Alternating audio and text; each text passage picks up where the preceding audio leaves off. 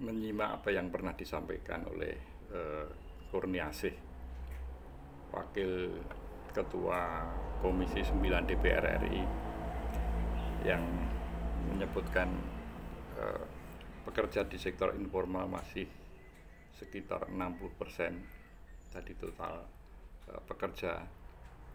Kemudian menyimak penjelasan mantan Menteri ESDM era SBY, yaitu Darwin, yang terkait dengan investasi Cina. Kemudian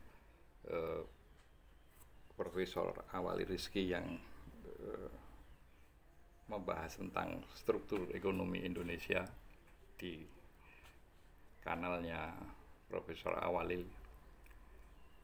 Itu kita sampai pada satu kesimpulan bahwa PR kita ke depan, tentu kalau saya masih terkait dengan pasal 27, pasal 33 dan pasal 34, itu masih menyisakan PR yang tidak ringan, bahwa industrialisasi yang gencar kemudian itu tercermin dari makin dominannya sektor industri dalam kontribusinya kepada PDB atau produk domestik bruto, itu tidak diikuti oleh transformasi tenaga kerja dari sektor pertanian ke sektor industri. Nah, ini menjadi logis kenapa prosentase tenaga kerja yang terserap di sektor informal itu masih sangat besar, itu sekitar 60%. Sementara dominasi sektor industri dalam PDRB itu tidak, PDB ya, itu tidak diikuti oleh daya serap tenaga kerja yang semakin meningkat. Ya, itu bisa menjelaskan kenapa misalnya kasus di Morowali itu penyerapan tenaga kerjanya itu meskipun jumlahnya besar, tetapi itu bukan tenaga kerja kita, tapi tenaga kerja asing. Jadi itu yang kemudian menjelaskan fenomena kenapa di kota-kota besar itu muncul pekerja di sektor informal yang berada di seputaran industri. Itu karena proses transformasi yang tidak mulus. Harusnya dominasi sektor industri dalam perekonomian yang tercermin dalam kontribusi di PDB itu diikuti oleh transformasi tenaga kerja, perpindahan dari tenaga kerja ke pertanian ke sektor industri.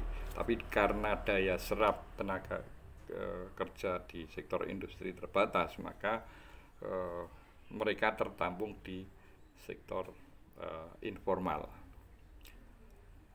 Jadi ini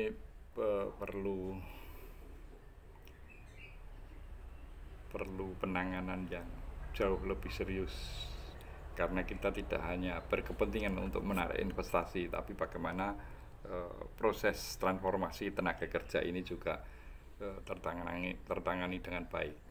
Jadi ada satu tulisan sekian puluh tahun yang lalu yang menarik, nah itu ada di thumbnail yang saya tampilkan di situ.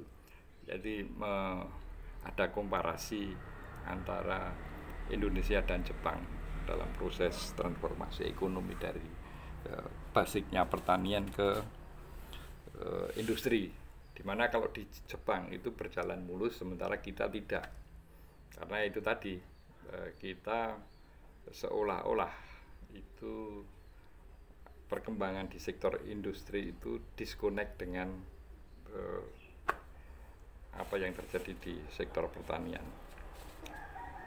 Nah, ini tentu kalau kita kaitkan dengan Undang-Undang Dasar 1945, maka pasal 27, pasal 33 itu masih sangat relevan sampai sekarang untuk dibahas secara serius oleh rezim pemerintahan ke depan. Salam konstitusi.